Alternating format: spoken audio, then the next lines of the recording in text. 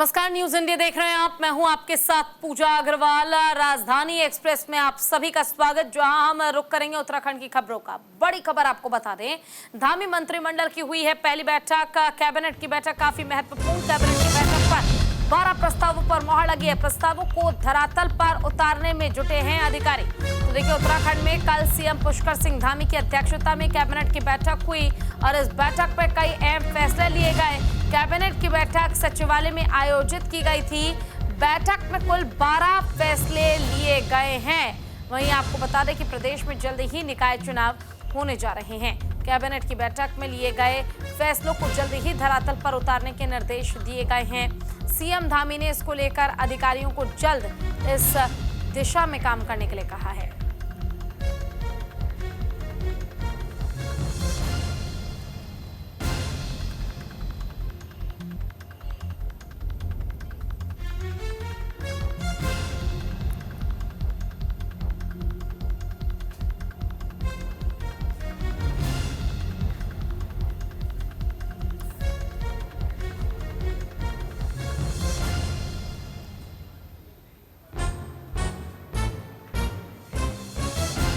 और अब बात करते हैं किन प्रस्तावों पर मोहर लगी है।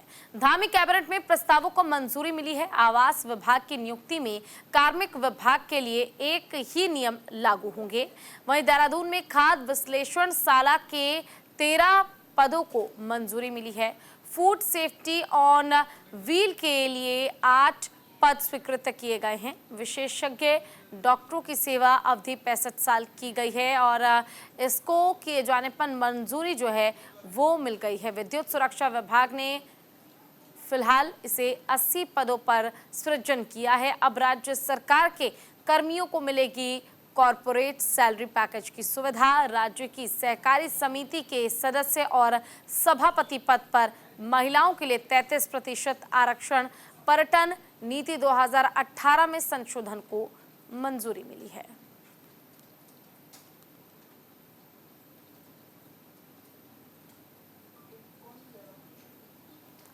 तो ये कुछ महत्वपूर्ण फैसले जो लिए गए हैं खुद मुख्यमंत्री पुष्कर सिंह धामी की ओर से। कैबिनेट की बैठक के दौरान ये महत्वपूर्ण फैसले लिए गए हैं।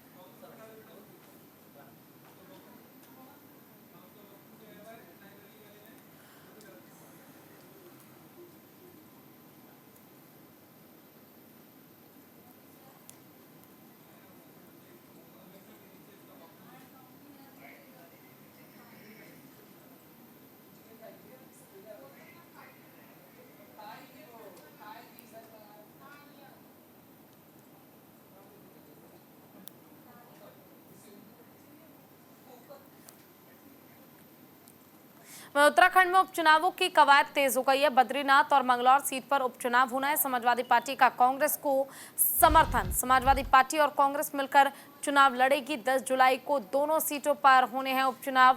13 जुलाई को आएंगे उपचुनाव के नतीजे। तो देखिए, बद्रीनाथ और मंगलौर सीट पर होने जा रहे उपचुनाव में समाजवादी पार्टी ने कांग्रेस के प्रत्याशियों को समर्थन देने का ऐलान किया है।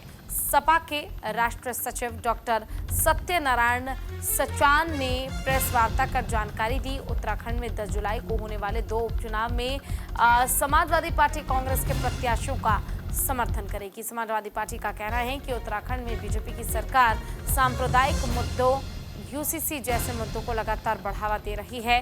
राज्य में रोजगार, स्वास्थ्य और शिक्षा की स्थिति बदहाल होने का भी आरोप लगाया सपा ने बीजेपी पर। वहीं समाजवादी पार्टी ने अपने सभी कार्यकर्ताओं को कांग्रेस के साथ मिलकर काम करने के निर्देश भी दिए हैं।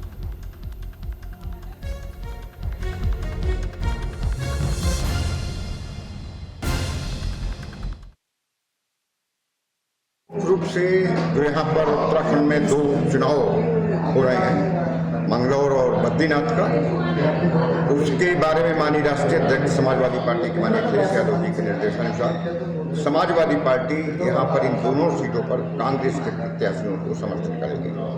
और यहाँ पर सभी पदाधिकारियों को, हमारे जो प्रभारी हैं उत्तराखंड के मतीन अब्दुल लतीफ सिद्दीकी जी, उनको भी निर्देशित किया गया है कि मंगलौर जाकर के वो कैंडिडेट के लिए काम करें। और इसके साथ ही साथ जितने भी पदाधिकारी हैं वो विधानसभाओं में जाकर के वहाँ पर दोनों वहाँ पर बद्रीनाथ में विपुल कैरोनी है हमारा वहाँ का जिलाध्यक्ष, उसको निर्देशित किया गया है कि पूरी तरीके से इन दोनों सीटों में इस बार कांग्रेस के प्रत्याशी को विजय सुनिश्चित करनी है।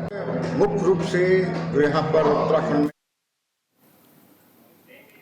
नीट पेपर लीक मामले में सियासत जारी। हरिद्वार में केंद्र सरकार के खिलाफ प्रदर्शन किया जा रहा है। अध्यक्ष अमन गर्ग के नेतृत्व में हुआ प्रदर्शन सरकार के खिलाफ। कांग्रेसी कार्यकर्ताओं ने नारेबाजी की। शिक्षा मंत्री धर्मेंद्र प्रधान से की है इस्तीफे की मांग। तो देश में हुई नीट की परीक्षा का पेपर लीक होने को लेकर पूरे देश में छात्र और कांग्रेस पार्टी सड़कों पर उतरे हुए हैं। देवभूमि में भी प्रदेश कांग्रेस के आह्वान पर हरिद्वार में प्रदर्शन किया गया है।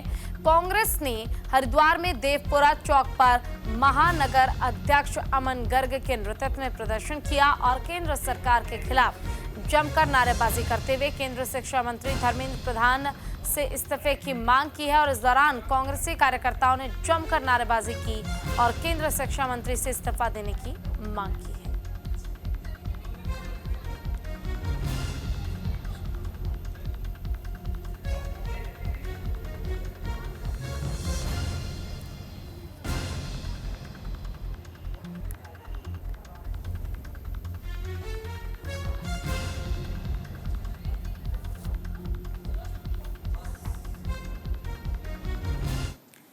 लक्सर और रुड़की पुलिस की संयुक्त कार्रवाई। रुड़की से एक फर्जी पुलिस वाला गिरफ्तार किया गया है। मामले की जांच में फिलहाल पुलिस जुट गई है। तो देखिए, बड़ी और अहम जानकारी आपको दे रहे हैं लक्सर से, जहां पर लक्सर और रुड़की पुलिस ने संयुक्त अभियान चलाकर रुड़की रेलवे स्टेशन से एक फर्जी पुलिस वाले को गिरफ्तार किया है। आरोपी उत्तराखंड पुलिस की फर्जी वर्दी पहनकर लोगों को लूटने का काम करता था।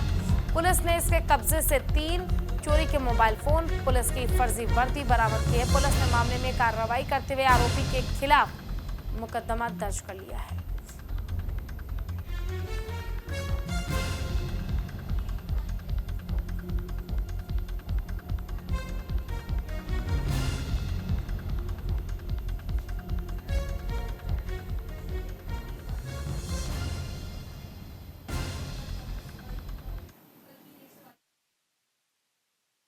जीआरपी लक्सर में एक सूचना मिली थी जिसमें कि एक मुखबिर द्वारा बताया गया था कि एक व्यक्ति जो है पुलिस की वर्दी पहन करके रेलवे स्टेशन के आसपास लोगों पर रौब गालिब करते हुए जो है उनसे नाजायज़ डिमांड कर रहा है। इसी संबंध में जो है एसओ जीआरपी द्वारा अपनी टीम गठित करते हुए इसके बारे में इन्फॉर्मेशन कलेक्ट की गई। सीसीटीवी फुटेज वगैरह दिखाई दिए देखे तो एक व्यक्ति को आइडेंटिफाई किया गया जिसको कि पूछताछ की गई तो उसके द्वारा जो है फर्जी पुलिस की वर्दी पहन करके और नेम प्लेट लगा करके लोगों में अपना रौब दिखा रहा था। उसके बारे में जब पता किया गया तो पूर्व में भी उसमें मुकदमे पंजीकृत हैं, जिसमें कि लूट के मुकदमे उस पर पंजीकृत हैं, जिसमें पूर्व में ही उसके द्वारा वर्दी पहनकर ही लोगों से लूट की गई है। तो वहीं मंगलौर में 2 पक्षों में विवाद हुआ है। मामूली बात पर झड़प हो गई। झड़प में कई लोग घायल हो गए। पुलिस ने दोनों पक्षों पर कार्रवाई की है। 5 लोगों के खिलाफ केस दर्ज किया गया है। तो देखिए, हरिद्वार के मंगलौर में मामूली बात को लेकर 2 पक्षों में विवाद हो गया। विवाद इतना ज्यादा बढ़ गया कि दोनों पक्षों में जमकर लाठी डंडे चल गए, जिसमें कई लोग घायल भी हो गए। इस घटना का एक वीडियो भी सोशल मीडिया पर जमकर वायरल हो रहा है। वहीं काफी देर तक झड़प होने से सूचना पर मौके पर पहुंची पुलिस ने जांच करते हुए 5 लोगों को शांति भंग करने की धारा में हिरासत में लिया है।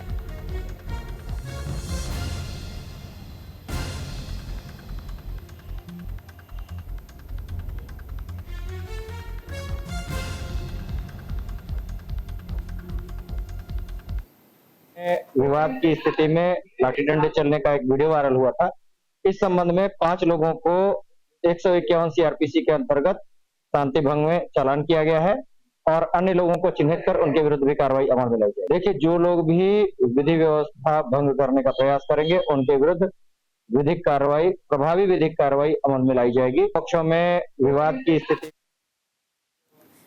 देव संस्कृति विधि में हुआ अनोखा समागम। सिख और सनातन समाज का हुआ समागम, जहां governor lieutenant general Gurmeet Singh ने शिरकत की है और समागम में 45 निहंग सिखों के जत्थे शामिल हुए हैं।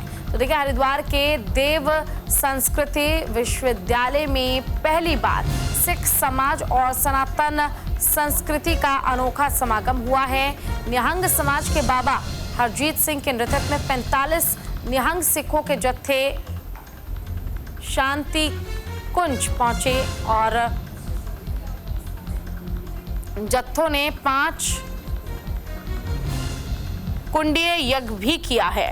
समागम कार्यक्रम में राज्यपाल लेफ्टिनेंट जनरल गुरमीत सिंह भी मौजूद रहे।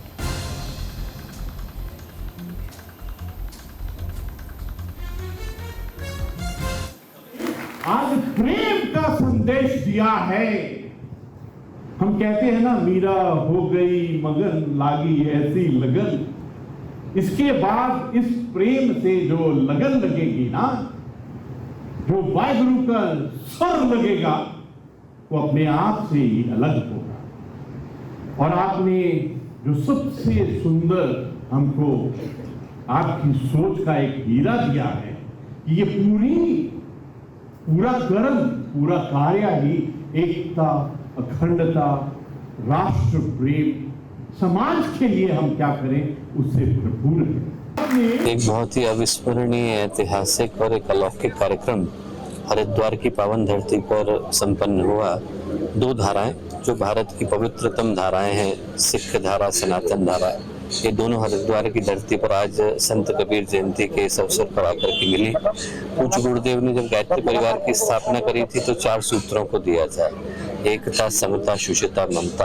आज 15 करोड़ गायत्री परिजनों में 5000 से ज्यादा केंद्रों में गायत्री परिवार फैला है और उसके पीछे का भाव यही है कि पूरा विश्व एक साथ एकत्र हो, अच्छे उद्देश्य के लिए, भारतीय संस्कृति के जागरण के लिए हम लोग संकल्पित हो सकें, समर्पित हो सकें। यहाँ वक्त छोटे से ब्रेक का है।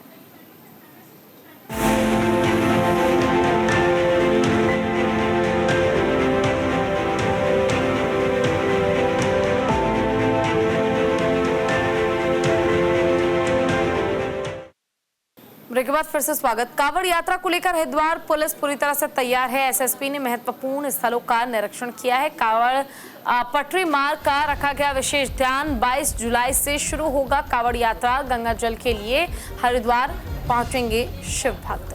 तो देखिए, कांवड़ यात्रा के आरंभ में अब कुछ ही महीने से भी कम का समय रह चुका है। ऐसे में इसको लेकर हरिद्वार पुलिस तैयारियों में जुट गई है। एसएसपी प्रमेंद्र सिंह झुबाल ने कांवड़ यात्रा को लेकर महत्वपूर्ण स्थलों का निरीक्षण किया और कांवड़ पटरी के मार्ग का विशेष ध्यान रखा है। पुलिस प्रशासन ने सुरक्षा व्यवस्था को मजबूत करने और यात्रा के दौरान किसी भी अप्रिय घटना से निपटने के लिए आवश्यक कदम उठाने की दिशा में काम शुरू कर दिया है। कांवड़ यात्रा के मार्ग पर पुलिस की तैनाती के साथ ही आपातकालीन सेवाओं का भी जायजा लिया है। एसएसपी ने कहा कि कांवड़ यात्री जो है वो आराम से आ सकते हैं।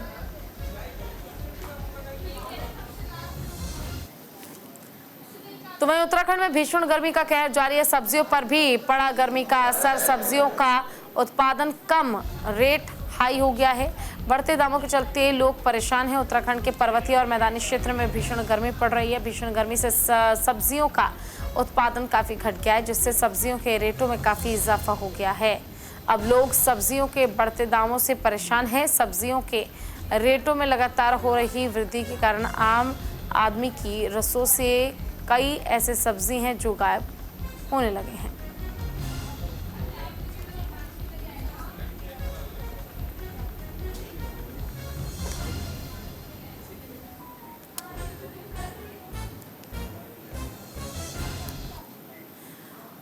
और देखिए, उत्तराखंड में जल्द आएगा मॉनसून। आईएमडी ने जारी किया है येलो अलर्ट। आज भी हल्की बारिश के आसार नजर आ रहे हैं। बारिश से लोगों को गर्मी से राहत जरूर मिल सकती है। तो देखिए, उत्तराखंड की बात हम कर रहे हैं। 24 जून के बाद किसी भी दिन मॉनसून आने की उम्मीद है। प्री मॉनसून की बारिश से लोगों को लगभग 10 दिनों से पड़ रही गर्मी से राहत जरूर मिलेगी। अभी कुछ दिनों से तापमान में गिरावट दर्ज की गई है। राज्य मौसम विज्ञान केंद्र ने पूर्व अनुमान लगाया कि आज कई जिलों में अलग अलग जगहों पर हल्की से मध्यम बारिश होने की संभावना है। यानी कि मौसम का मिजाज जो है वो बदलता नजर आएगा। आपको बता दें कि मौसम विभाग ने साफ कहा है कि 25 तारीख के बाद उत्तराखंड में मौसम जो है वो सुहाना हो जाएगा, लोगों को गर्मी से राहत मिलेगी। लेकिन अभी फिलहाल गर्मी से राहत मिलती नजर लोगों के लिए नहीं आ रही है।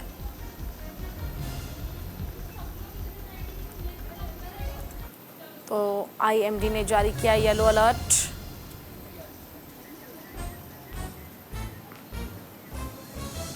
चलो, ज्यादा जानकारी के लिए हमारे साथ हमारे संवाददाता संजय पुंडीर जुड़ गए हैं। संजय, देखिए जिस तरह से लगातार गर्मी बढ़ती जा रही है, सबसे पहले तो इसी पर आपसे अपडेट लूंगी। बढ़ती गर्मी के कारण अब सब्जियों के जो दाम है वो आसमान छू रहे हैं, जरा इस पर अपडेट दीजिए। देखिए पूजा, लगातार उत्तराखंड में बदलता मौसम कहीं ना कहीं आम जीवन को प्रभावित कर रहा है, तो कहीं हरी सब्जियों के दामों में भी उछाल देखने को मिल रहा है, क्योंकि बीते 10 दिनों से लगातार तरह से तापमान में वृद्धि देखी जा रही है। तो इसको जो किसान है वो बेहद कि जो पेड़ पौधे हैं, जो हरी सब्जियों के पौधे होते हैं वो पूरी तरह नष्ट होते हैं, इसके कारण जो पैदावार है वो नहीं हो सकती है। हालांकि बढ़ती गर्मी के कारण सब्जियां भी खराब हो रही स्थिति में जी उनकी जान गई। मौसम जो है वो सुहाना हो सकता है, लोगों को गर्मी से राहत मिल सकती है, जरा इस पर भी अपडेट। देखिए उत्तराखंड वासियों को कहीं ना कहीं मौसम से राहत मिल सकती है। बीते दिनों से लगातार गर्मी में इजाफा हो रहा था, उससे आम को पूरी तरह प्रभावित हो रहा था।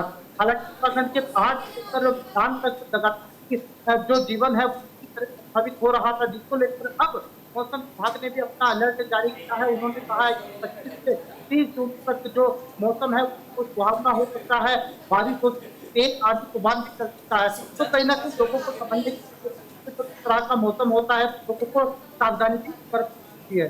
जी चले, आपका बहुत बहुत शुक्रिया इस तमाम जानकारी के लिए संजय।